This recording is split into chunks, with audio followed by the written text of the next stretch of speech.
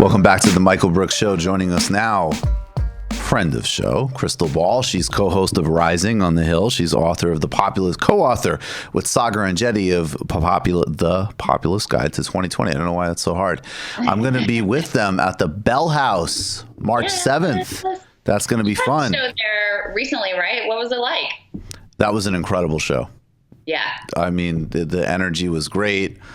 I love doing these live shows, and I'm really excited. I'm really excited for our next one in Austin. Oh, you're doing one in Austin. Oh, that's amazing. Yeah. We're trying to get an Austin date on the calendar. We just did our first one ever in LA. It was like our book launch How'd it go? and it was just so freaking fun. So yeah, and thank you for helping me figure all of that out. So Of course. Yeah.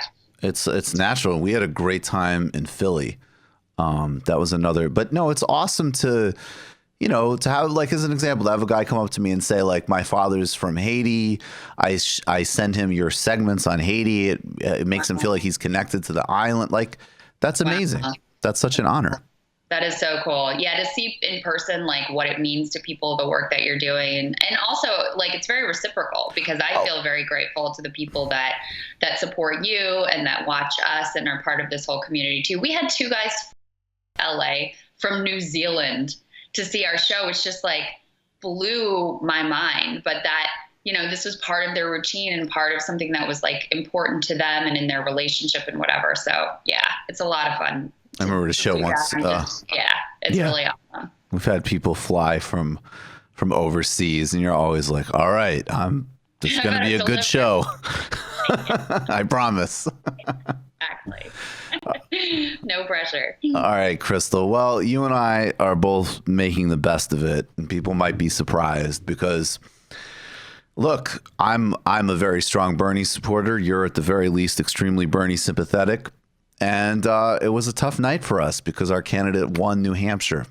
I know. I mean, I don't think we can ignore the reality of how poorly he performed, plummeting into first place there. I was relieved to see that he didn't just drop out right away in his victory speech.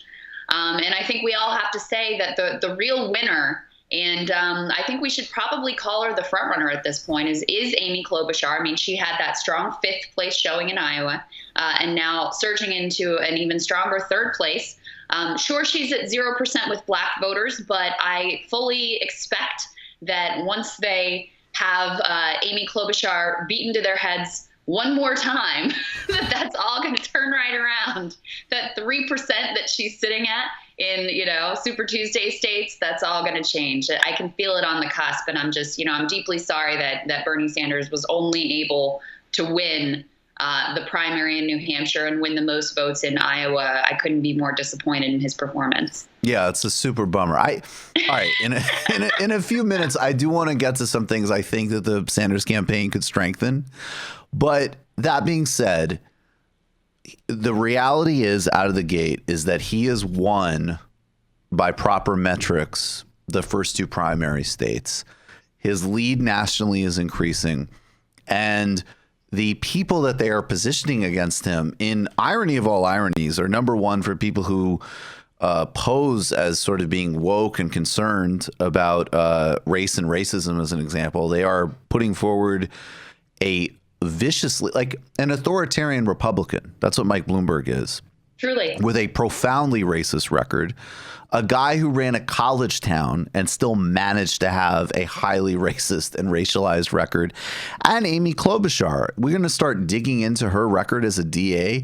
Not only this case that the NAACP in Minneapolis has highlighted about somebody that she convicted, a young man with 0 DNA, no material evidence, and actually several sort of contradictory pieces of witness testimony. We also have and this is more minor, but it just to me really underlines so much that she went after Somali immigrants for a minor stimulant. I think it's called khat. It's basically like chewing tobacco or drinking coffee. That's the type of shit that anybody would know if a Republican did that. That's obviously anti-immigrant, racist stuff. So it's obvious why she was doing it. And in fairness, we would have known about it and we'd have talked about it a lot more if Kamala Harris had done it too, because she had that moment where she got the front runner treatment and there was some actual scrutiny of what she had done. There's never been, there's all these articles about how, oh, Bernie Sanders has never been vetted, which is like so ridiculous and stupid. The man's been in public life forever. He's already gone through one presidential cycle. It's just that all of your stupid things that you think the public is going to be so freaked out about, they actually don't care about. His essay in 1974, or whatever they want to throw at him.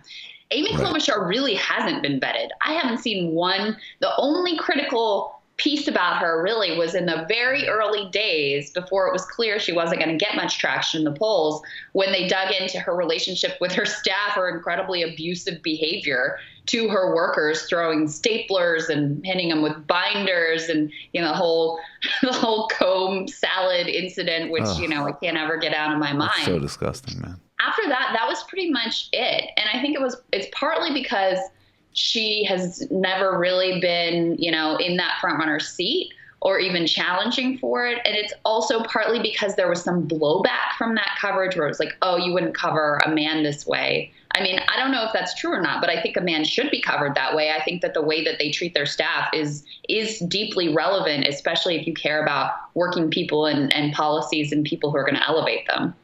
Well, not only that, but I mean, my stance on these things is very strongly in the, if people acknowledge and grow, we should encourage that across the board. So quite honestly, as somebody who obviously doesn't like Amy Klobuchar in any, I have no resonance with her in any way, shape, or form.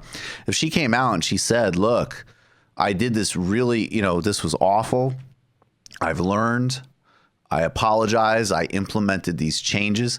She didn't do that. She actually said, me terrorizing the people that work under me is going to help prepare me for dealing with Russia, which is sophomoric and disgusting. And people not only, and also, I frankly, I don't buy it. That was just utterly cynical. Like, no, in today's environment, no, in fact, it would certainly be detrimental, and people would talk about it if anybody treated their staff that way, as they should. And my point being, though, is that she didn't use it as an opportunity to say, I've grown as a person, which we should encourage in everybody. She used it to kind of like glibly dismiss it. And then the New York Times in their endorsement criticized her on it, but they criticized her because they basically were like, she's so abusive that only like dumb people would go work for her, which... Okay.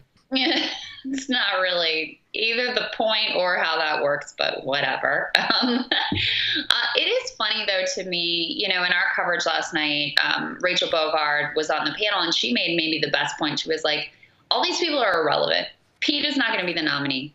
Amy's not going to be the nominee. Elizabeth Warren's not going to be the nominee. Joe Biden's not going to be the nominee. The only two people who are really left that are relevant are Bernie Sanders and Michael Bloomberg. And I would say the one caveat I would add to that is that all the other people are relevant only in so much as they stay in the race and continue to divide the vote, and to basically distract the media and the Democratic establishment from realizing how much trouble they are in today.